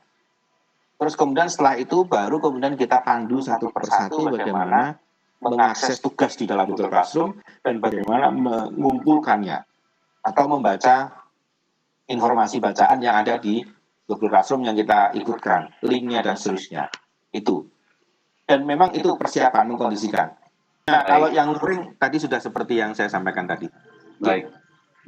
Memang ini kendala ya antara yang punya Android dengan yang tidak. Ini di mana-mana, bukan di daerah penanya saja. Barangkali salah satu solusinya barangkali Pak, dengan adanya yang memiliki Android dengan yang tidak mempunyai Android, kita tetap harus mempunyai RPP dulu. Kemudian di dalam penyampaian yang melalui modul tadi, tentu yang di luring dengan yang di daring kita harus punya dua alternatif gitu ya. Ada ya, untuk alternatif yang luring, ada dua yang skenario-nya tetap dua Pak. Ya, satu skenario mencakup skenario daring dan skenario luring untuk melayani dua-duanya. Baik, ini ada pertanyaan dari para panelis mungkin. Silakan Ibu Nenden, langsung saja bertanya ke Pak Saiful. Assalamualaikum Pak. Waalaikumsalam warahmatullahi wabarakatuh. Silakan lanjut. Ya, terima kasih. Saya tertarik dengan yang tadi Pak, yang segitiga didaktis itu ya, antara guru, kemudian materi, dan juga dengan siswa. Hubungannya sangat kental sekali itu ya Pak ya. Kalau kita mau menciptakan dengan sebaik mungkin pembelajaran itu akan terasa bermakna luar biasa ya Pak ya. Dan juga mungkin dibarengi dengan lesson plan justru yang sangat baik akan menghasilkan proses pembelajaran yang baik pula mungkin ya Pak ya. Studi kasusnya gini nih Pak. Saya itu tinggalnya di daerah pinggiran Pak. Saya di daerah Sukabuminya bukan di Sukabumi kota. Saya tinggal di Sukabumi Selatan. Pak Lukman senyum-senyum. Sukabumi coret ya. Ya, tapi di peta ada sih kayaknya. Sukabumi coret lah gitu ya. Dan siswa saya di sekolah itu alhamdulillah dari kelas 1 sampai kelas 3 itu mencapai 1.000 siswa lah, 1.000 lebih siswa. Sementara itu kita mungkin harus menyiapkan pola untuk siswa sebanyak itu dengan proses yang macam-macam. Kalau untuk tingkat dasar, mungkin berpikiran karena saya melihat anak saya masih di SD tuh Pak ya. Kalau di SD kan masih dimungkinkan untuk berkelompok ya Pak ya. Berkelompok, kemudian kelompok 1 dengan jumlah siswa misalnya 10 orang, kelompok 2 10 orang, kelompok 3 dan lain sebagainya gitu. Dan tidak dalam jumlah ribuan seperti kami mungkin Pak. Akhirnya Untuk di awal tahun ajaran kemarin, kita itu sampai merumuskan bagaimana caranya kita mengelola untuk 1.000 siswa kita, dan siswa itu karena sekolah kami memang sebetulnya Surade coret sih Pak ya, tapi ada di kota sedikit mungkin untuk daerah itu, di daerah selatan itu. Nah, dan kebanyakan siswanya itu justru dari luar Suradenya. Mungkin setengahnya dari kawasan Suradenya dan setengahnya juga dari luar gitu Pak, dari wilayah jangkauan kami. Sementara jangkauan kami juga sampai puluhan kilometer mungkin Pak untuk menuju ke tempat sekolah mereka itu. Seperti kasus yang tadi, di sekolah saya itu setelah didata, yang 70% itu antusias untuk PJJ. Yang 30%-nya lagi itu ada di 20% untuk luring, dan ada juga yang tidak berdaya. Artinya yang tidak berdaya ini, siswa itu dari awal, mungkin dari kita masuk di tanggal 13 itu, sampai dengan sekarang, tidak ada komunikasi sama sekali. Nah, begitu saya survei ke lokasi, kebetulan hari ini juga saya survei ke lokasi siswa yang tidak berdaya tersebut, karena saya punya 5 siswa, Pak. Itu jaraknya kurang lebih ada sampai yang 10 kilo ke rumah siswa itu.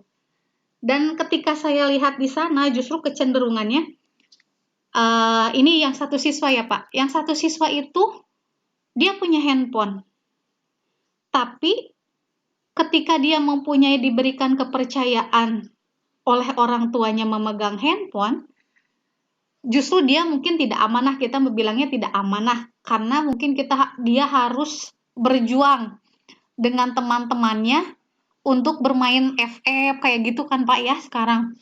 Yang FF, ada yang Mobile Legend dan lain sebagainya gitu ya, seperti itu. Sementara orang tuanya sampai curhat, nangis-nangis seperti itu karena kondisi anak, psikologis anak memang seperti kondisinya kayak gitu. Dia diberi kuota tapi dia tidak ikut PJJ dan malah disebut dengan kondisi yang 10% tidak berdaya. Akhirnya saya bertemulah dengan siswa tersebut. Siswa tersebut pun mengakui kesalahannya seperti apa. Saya belum lihat lagi kemajuannya ke depan seperti apa juga, karena baru tadi siang saya survei. Nah, yang ingin saya tanyakan, sebetulnya bagaimana sih Pak kiat yang paling efektif untuk menciptakan yang tadi saja Pak, imajinatif. Kalau yang produktif mungkin itu kalau untuk proyek gitu ya Pak ya. Hanya yang imajinatif dan produktif ajalah untuk 2 itu. Barangkali mungkin Bapak bisa memberikan solusi yang sangat menarik gitu untuk siswa-siswi kami. Terutama itu yang belajar di daring gitu Pak. Mungkin nanti akan saya tambahkan lagi. Ya, langsung Pak, silakan. Langsung dijawab. Tampaknya berat sekali masalahnya Bu Dendan di Pak Lukman. Iya betul. Oke, saya akan mulai dari yang penting. Siap. Saya mulai dari yang penting itu gini. Ini sudah mulai banyak keluhan yang disebut dengan nomofobia. Jadi kayak semacam kecanduan HP. Betul sekali. Termasuk anak saya ini. Saya harus berjuang ini. Karena dulu jadwalnya diperbolehkan menggunakan HP untuk hiburan itu hanya Sabtu sore sampai Minggu sore. Sama. Itu hanya diperbolehkan itu. Selebihnya tidak boleh HP sama sekali. Jadi memang dulu seperti itu peraturannya. Sabtu jam 4 sampai Minggu jam 5. Itu dulu seperti itu. Nah, sekarang peraturan itu di rumah sudah harus saya ubah. sudah boleh memegang HP setelah menyelesaikan tugas. Tapi pertanyaan saya adalah, bagaimana menjelaskan ke keluarga seperti itu? Dan keluarga yang memiliki kemampuan untuk mengendalikan anaknya karena perubahan situasi akses terhadap HP itu. Ini persis seperti yang disampaikan oleh Bu Nenen.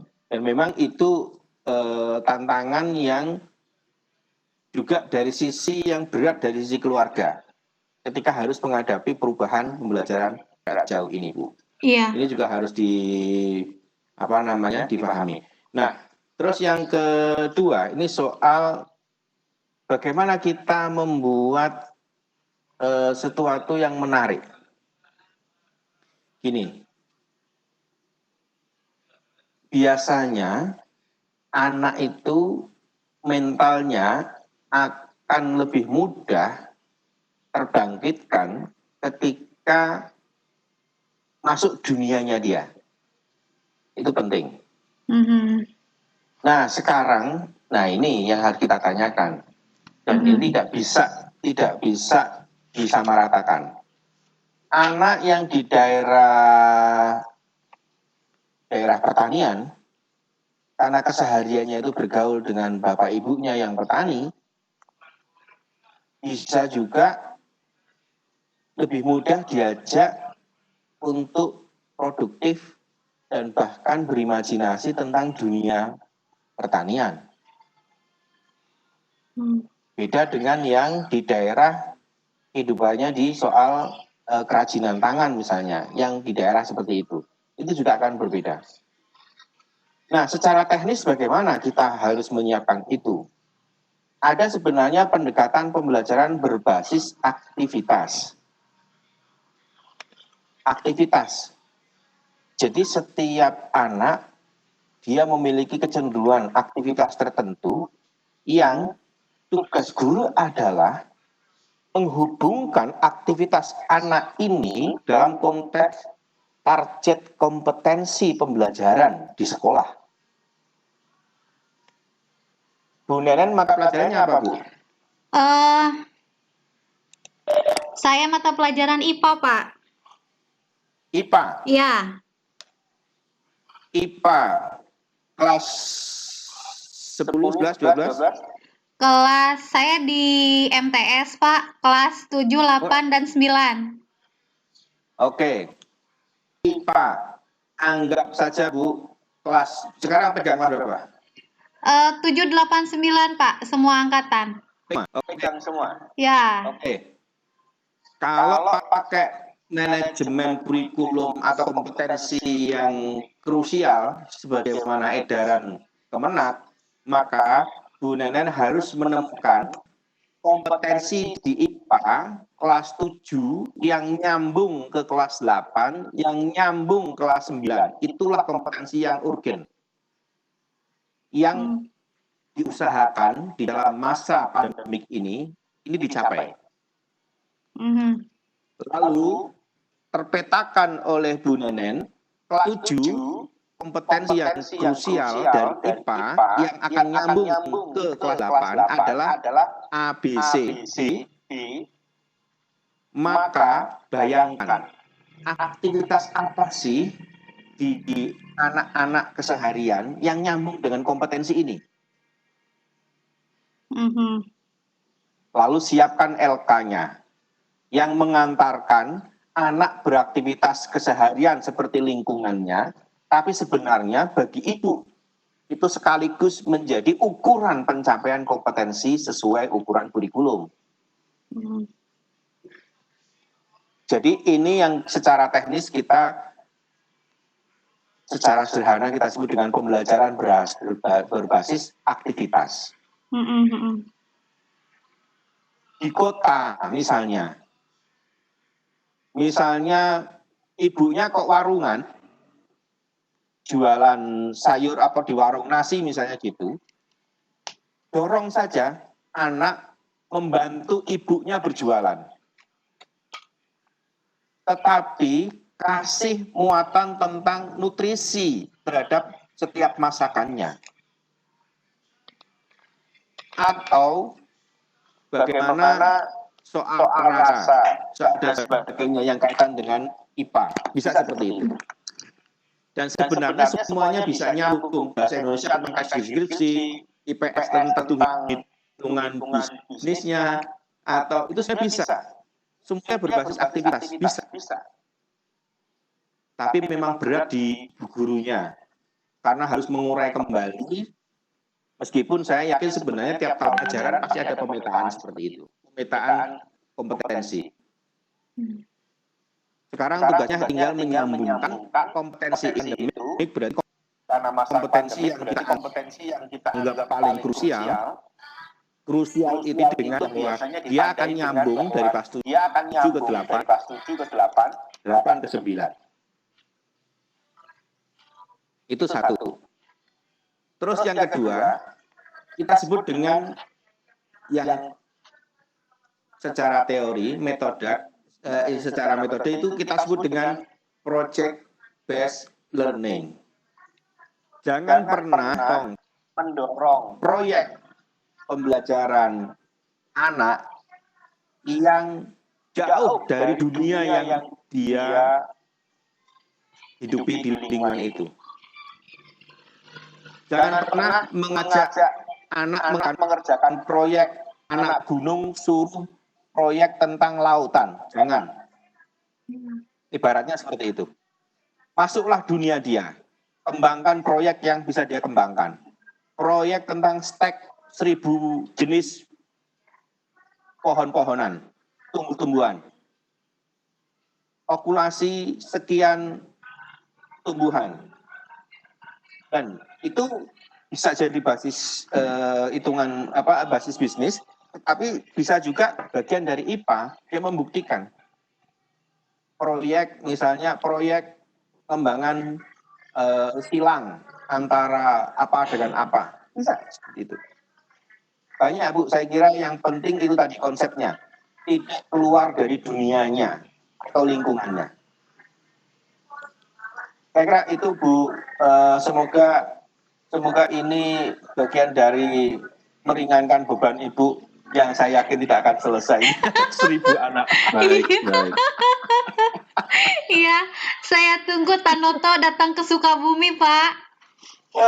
Terima kasih Bu, semoga bisa sampai situ.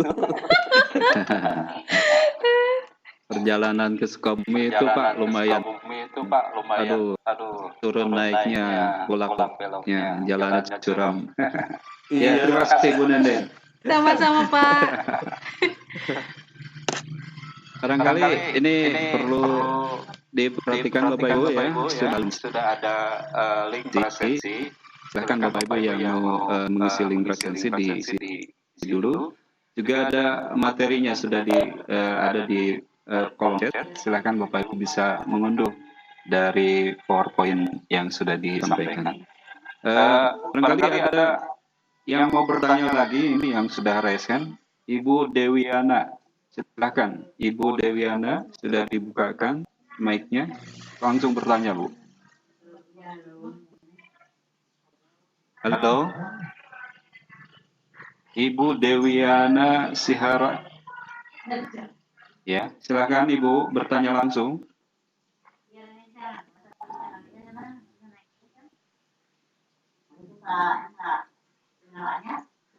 Halo Ibu Dewi, barusan sudah dibukakan mic-nya, langsung bertanya Bu. Iya. Mungkin terkendala ya, Ibu Dewi ada. Halo, bisa dengar suara saya, Bu Dewiana? Ibu Dewian, Ibu Dewian Nisa. Halo. Ya. Suaranya belum keluar, Bu. Ya, sudah dibuka mic-nya, silakan langsung bertanya.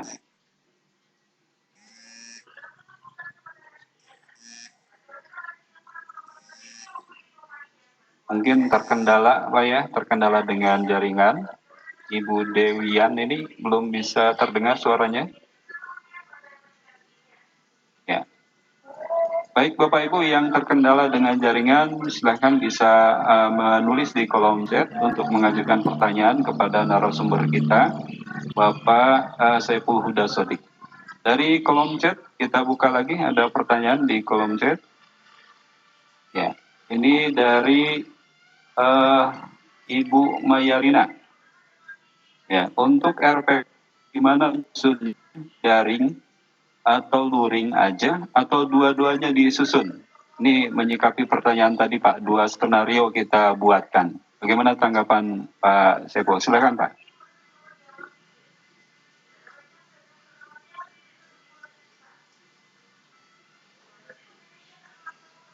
Halo. Ya. Maaf, masih mati. Oke. Sebenarnya karena kita harus menghadapi situasi seperti ini, sebenarnya tidak ada yang berubah di dalam RPP, kecuali metode penyampaiannya. Dan skenario itu menjadi 2. Misalnya kita, saya tidak tahu kalau di Kemenak kan sama ya, kegiatan pengantar, kegiatan inti, dan penutup sama seperti itu, toh. Nah, di dalam pengantar otomatis kan koneksi dan sebagainya, masalah yang disampaikan tetap disampaikan. Terus kemudian yang kegiatan inti itu lalu kemudian itu mulai digambarkan bagaimana istilahnya ada 2 skenario. Skenario daring maupun skenario luring. Ada 2 itu.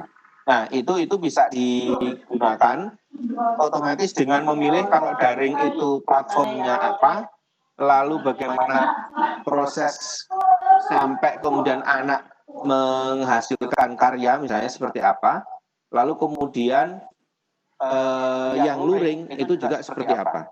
Saya kembali ke penekanan soal LKPD ya Pak Bu, karena gini,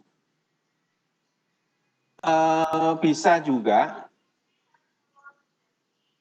misalnya Ibu membuat video pembelajaran, misalnya bagian dari media yang akan disampaikan oleh siswa. Itu sebaiknya, kan pertanyaannya harus seperti ini.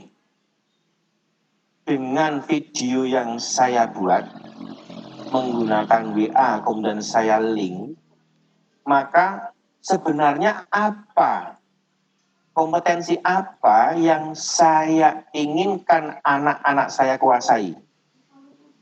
Kan tetap harus ada pertanyaan itu. Nah, pertanyaan itulah yang kemudian Ibu jadikan panduan bagaimana aktivitas-aktivitas anak itu dibangun, baik daring maupun luring. Jadi secara teknis RPP pasti itu harus mencakup 2 skenario daring maupun skenario luring. Tetapi sama pertanyaannya antara daring maupun luring, sebenarnya kemampuan apa yang seharusnya dicapai oleh siswa baik melakukan daring maupun ketika luring, sehingga ujungnya sama, kompetensinya yang dicapai melalui LKPD yang kita siapkan dan skenario pembelajaran yang kita susun. Saya kira itu Pak Lukman. Baik, terima kasih Pak atas tanggapannya. Barangkali Bapak Ibu sekali lagi yang belum mengisi presensi bisa diisi dulu presensi, sudah diketik di kolom chat ya. Berikutnya ada pertanyaan masih di kolom chat ya. Ini ada pertanyaan pelaksanaan pembelajaran sains ya, berbagai daring ya, efektif bagi guru IPA SMP selama ya. Ini pertanyaan dari Emma Paulrika. Assalamualaikum Pak, izin bertanya bagaimana pelaksanaan pembelajaran sains berbagai daring yang efektif bagi guru IPA SMP selama masa pandemi? Apa aja yang harus disiapkan guru dalam perencanaan proses dan evaluasi pembelajaran selama masa pandemi, khusus untuk pembelajaran sains? Terima kasih. Itu pertanyaannya, Pak. Oke.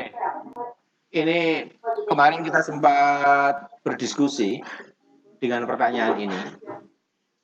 Sebenarnya banyak sekali. Kalau soal sen yang sudah dikembangkan meskipun dalam jarak jauh. Yang terpenting tadi kembali ke LKPD ya, yang lembar kerja peserta didik yang disebutkan. Yang kedua soal target atau kompetensi yang mau dicapai. Misalnya gini, kemampuan siswa mengidentifikasi kandungan makanan misalnya. Kandungan makanan. Misalnya menggunakan kandungan vitamin C, kandungan karbo, kandungan bisa banyak.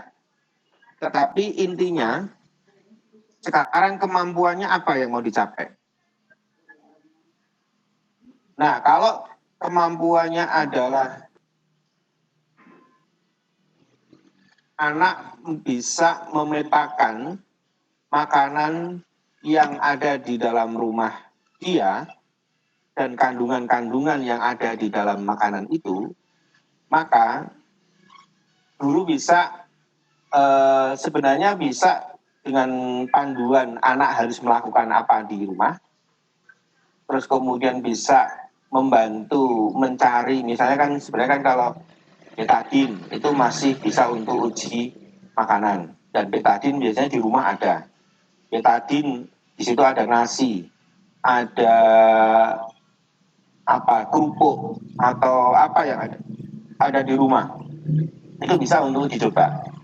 Atau bisa juga soal tentang konduktor dan isolator misalnya. Guru tinggal memberikan pengantar, mungkin contoh sedikit, selebihnya anak akan menguji terhadap seluruh benda-benda yang ada di rumah tangga. Ini kan sains sederhana yang bisa dikembangkan. Tetapi intinya adalah informasi atau konteks masalah, lalu panduan guru untuk anak bekerja, menguji.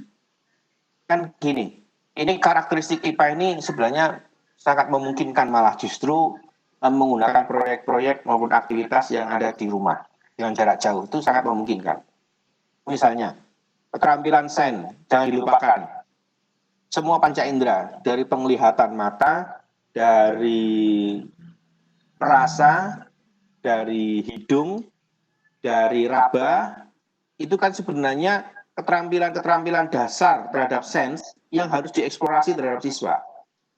Apa yang kalian bedakan antara yang bisa kalian bedakan antara tepung dengan gula maizena dengan tepung aja ada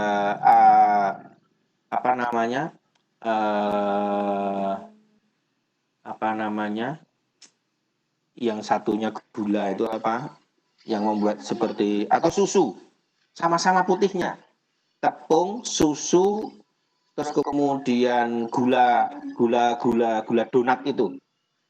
Apa yang bisa kalian bedakan dengan tiga ini? Hanya pertanyaan sederhana. Lalu apa kandungan yang bedanya? Nah, itu baru bisa menguji di situ. Nah, sebenarnya kan ini soal kemampuan dan kreativitas kita untuk memberikan panduan kerja siswa, sehingga kita secara sains tidak lagi memberitahu, tapi mendorong anak untuk membuktikan kembali menurut cara dia sendiri. Itu banyak sekali, Bu, banyak sekali.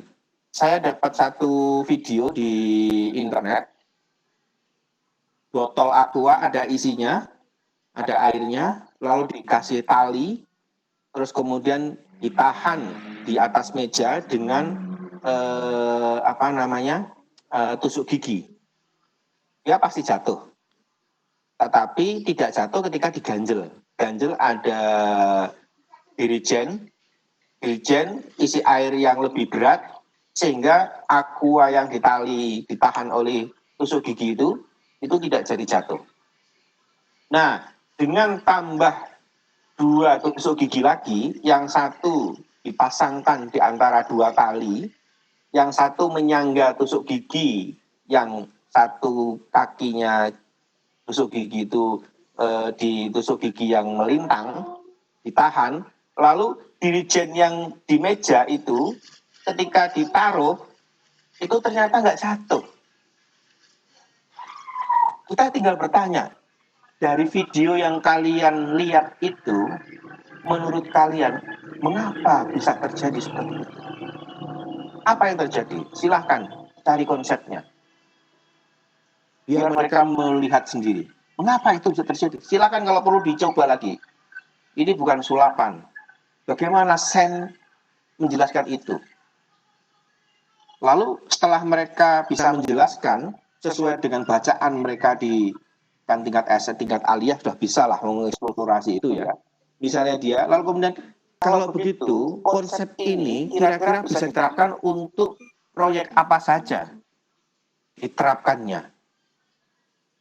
Nah, itu saya kira contoh dari bagaimana pengembangan pembelajaran sains jarak jauh yang satu tetap berpijak pada kemampuan guru untuk mengkreasi skenario, yang kedua menyiapkan panduan kerja yang baik, yang ketiga tetap berbasis aktivitas yang sederhana yang ada di rumahnya. Ini yang ketiga ini justru yang paling berat, karena umumnya kan lalu kemudian harus mencari barang-barang yang ada di apa namanya di toko, ya sama aja ngajak anak jalan-jalan kalau gitu, nggak jadi masa pandemi lagi kalau gitu. Saya kira itu Pak Lukman ya. Jadi memang ini tetap kembali ke saya kira LKPD tadi itu Pak. Baik. Kuncinya ada di LKPD Pak ya. Ketika kita akan melakukan pembelajaran praktik untuk mapel IPA atau biologi, kita ini kalau kuncinya ada di share satu contoh video kuat nggak Pak? Untuk share video silakan dicoba saja Pak. Di sini kan ya ada share. Ya, saya coba pakai share video. Ini yang saya maksud dengan video yang seperti ini sangat penting. Tidak terlalu berat. Baik.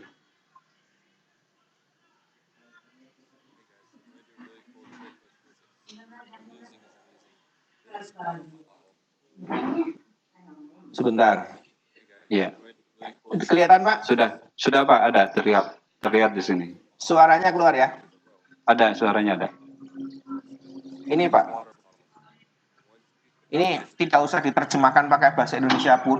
Iya. Siswa pasti bisa memahami maksudnya. Betul.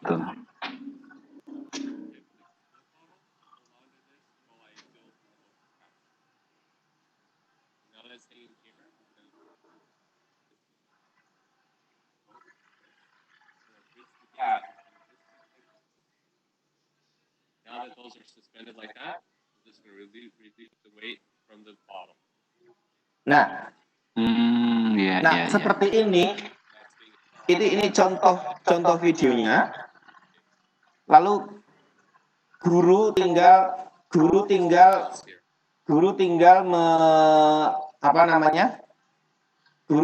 menambahkan pertanyaan. Menurut kalian mengapa ini terjadi? Ya.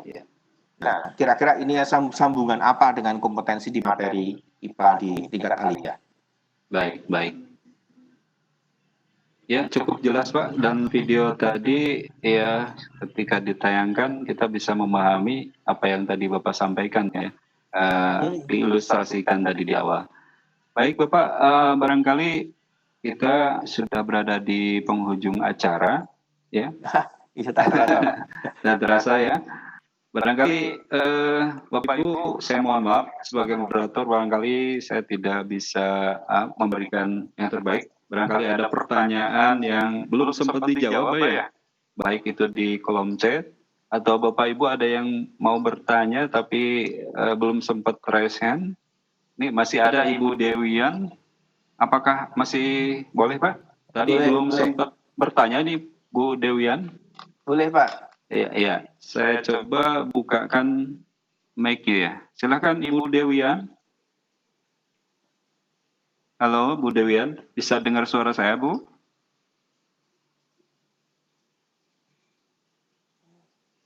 Ya, ini sudah saya bukakan mic-nya. Silakan Ibu langsung bertanya kepada narasumber.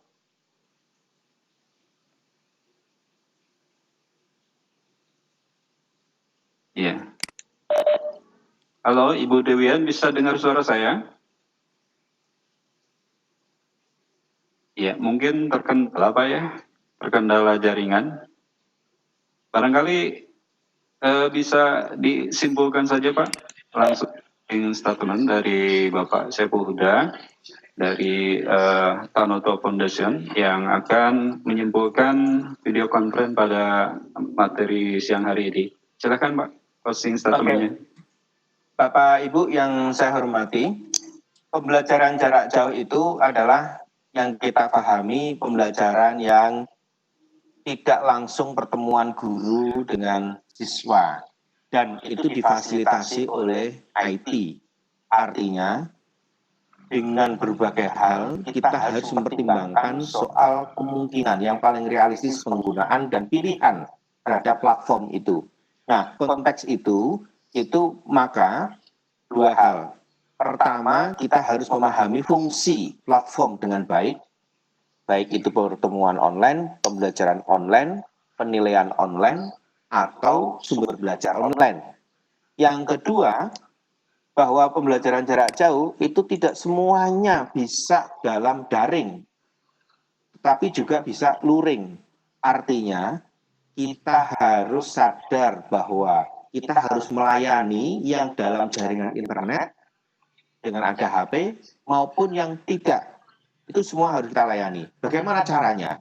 Satu-satunya jalan untuk mengganti kehadiran guru terhadap siswa, sehingga siswa bisa muncul sikap mental menyelesaikan masalah atau mengakses sumber belajarnya, itu yang kita kenal dengan sampai hari ini yang disebut dengan LKPD. LKPD itu lembaga kerja itu bukan dalam artian kertas, tapi adalah situasi, kondisi, masalah, pertanyaan, atau tugas, atau apapun yang dengan sadar itu diciptakan oleh guru untuk memunculkan aksi mental siswa bisa menyelesaikan masalah yang dihadapi oleh dia. Secara teknis, anak yang bisa menghadapi masalah itu berarti dia bisa kita nyatakan mencapai kompetensi yang bisa kita ukur.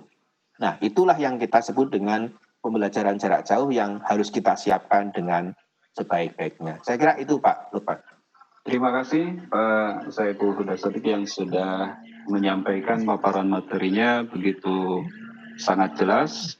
Dari awal sampai akhir penghujung acara, kegiatan kita alhamdulillah bisa berjalan lancar. Barangkali kita bisa bertemu lagi Pak ya di lain waktu kesempatan. Nanti ya, kita bisa undang lagi. Ya. Terima kasih atas kehadiran Bapak di room meeting ini. Kami atas nama pengurus MBB ya mengucapkan terima kasih dan penghargaan setinggi-tingginya atas kehadiran Bapak, dan juga terima kasih kepada semua pihak dari direktorat, dari